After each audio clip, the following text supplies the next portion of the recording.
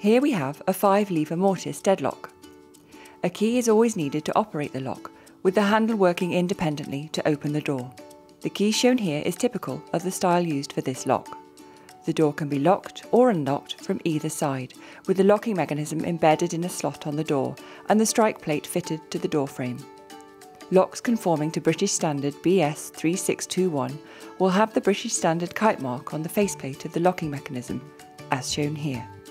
This lock is a rim automatic dead latch with key-operated handle. A keyhole is fitted to the outside of the door, which connects via a cylinder to a key-operated handle, which forms part of the locking mechanism. From the outside, the latch bolt is withdrawn from the strike plate using the key, and from inside by the handle.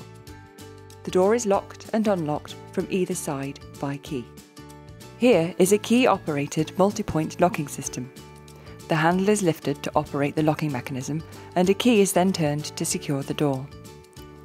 The locking mechanism has a minimum of 3 locking points that secure the door into the frame. Usually, this includes the anti-lift bolts shown here, which prevent the door from being lifted out of its frame.